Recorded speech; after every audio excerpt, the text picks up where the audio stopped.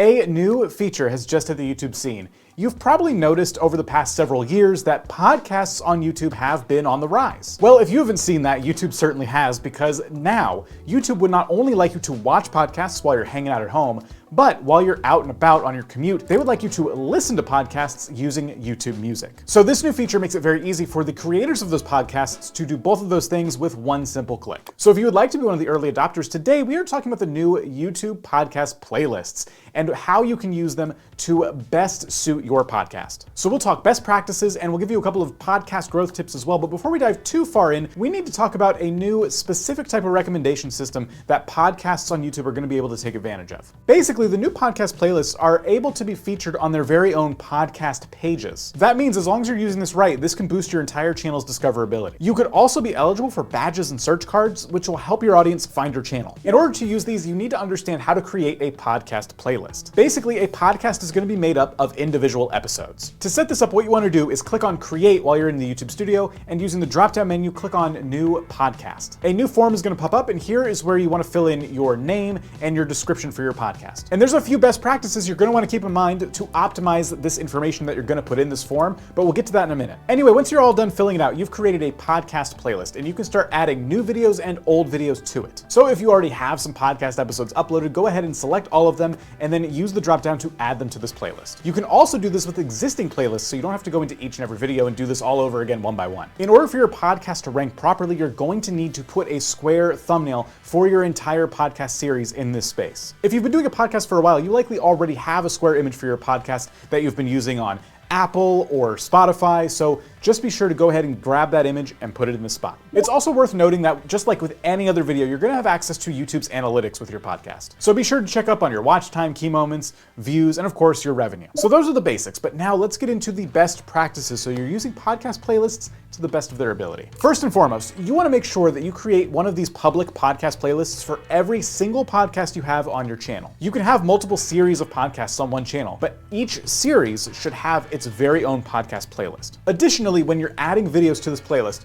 make sure you're putting full episodes and not teaser videos, countdowns, or anything like that. If you're already doing a regular live stream series and the video portion of that live stream isn't crucial to what you're doing, you might actually want to turn these into podcast playlists. So if this is a feature you're thinking you would like to try but you don't have a lot of content, think again. If you do some live streams and you feel like they would be good to listen to via YouTube Music, this could be an opportunity for you. In addition to live streams, another podcast tip I wanted to share that we've been sharing for a while with podcasting channels actually involves YouTube Shorts. You should 100% take clips from your podcasts that are either interesting or funny and turn them into vertical 20 or 30 second YouTube Shorts. While you wouldn't put these podcast shorts into the podcast playlist, this is a great way to grow because you're going to start getting viewers from a different side of YouTube interested in your show. If they watch enough of your clips, they'll soon know that you're making a long-form podcast version of the thing they already like. And what's even better is that they can take this on the go because it is on YouTube Music as well. As for the playlists themselves, there is actually a specific way you want to arrange these according to YouTube. If, for example, you host a podcast series that's a bit more episodic,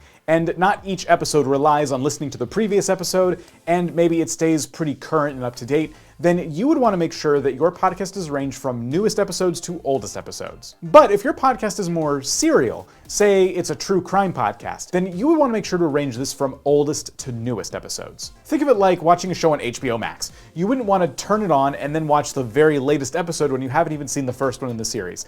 That's the difference. It's also worth noting that if you have multiple seasons of one series of podcast, then it's recommended this still goes into the same podcast playlist. This will help you avoid confusing your audience. Say you start a new season of your podcast, but you start a new playlist as well. This is going to mean your podcast uploads in a totally different place than it usually is. Another tip YouTube gave us involved the specific title of a podcast playlist. YouTube recommends not adding any additional words to the name of your podcast. That includes putting the word podcast after it unless podcast is part of the name of your podcast. YouTube also doesn't want you making things more complicated by adding full episodes to the name of your podcast. Just make the name of your podcast playlist the very same name of your actual podcast, and this will keep you from having any problems with searchability. This is counter to the advice we would normally give you about the title of a YouTube video. video. Don't forget though, each episode of your podcast has its own title, and that's where you can start to play around and experiment with different strategies for having it rank in different areas of YouTube. And then finally, the last tip YouTube gave us involved descriptions. These are going to play a very important role for having your podcast become discoverable on YouTube. If you want to increase your reach, you are going to want to make sure to write these out so they are human readable, but also discoverable in search as well.